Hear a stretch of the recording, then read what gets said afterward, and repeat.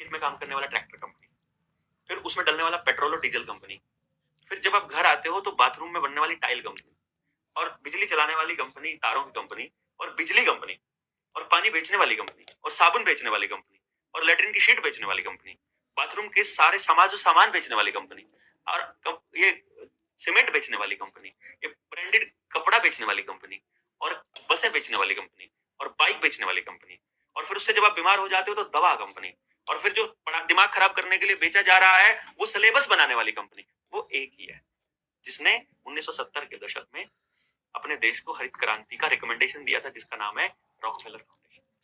तो आप कुछ भी करोगे उसी कंपनी को पैसे जाएगा और ये आपको पता ही नहीं है। एक गजब की रिसर्च है। तो आप स्टडी कहां से करते हैं? सामने पड़ी रहती है, आप ढूंढते ही नहीं हो। भाई जब जॉन डीरे ट्रैक्टर आया तो हमने कहा यार ये तो बिल गेट्स का है। फिर हमने देखा बिल गेट्स की सारी कंपनियों में इन्वेस्टमेंट ब्लैक रॉक की है। फिर हमने देखा ब्लैक रॉक के बराबर की जो कंपनी वो वैनगार्ड है। फिर देखा वैनगार्ड के बराबर की जो है स्ट्रीट स्ट्रीट कॉर्पोरेशंस है। फिर हमने और कंपनियों को ढूंढा और पता चला इन सारों के ही मालिक रॉथस्चाइल्ड और रॉकफेलर है। वो सारी दुनिया को अलग अलग दिखाई दे, आपको अंबानी और अडानी अलग दिखाई दे रहे हैं, आपको टाटा और बिरला महिंद्रा और ये सब अलग दिखाई दे रहे हैं। आपको लगता है कि मैं महिंद्रा की और टाटा की खरीद के मेड इन इंडिया खरीद रहा हूं, आपको पता ही नहीं है टाटा और महिंद्रा की कंपनियों में भी उसी ब्लैक रॉक और उस रॉकफेलर की मतलब उस ब्लैक रॉक और वैनगार्ड की इन्वेस्टमेंट है जहां अंबानी और अडानी की लगी है। तो कांग्रेस अगर टाटा बिरला को बढ़ा रही थी और बीजेपी अगर अंबानी अडानी को बढ़ा रही थी तो इन चारों का मालिक वही है एक ही। और उसकी इकोनॉमी कितनी है मालूम है?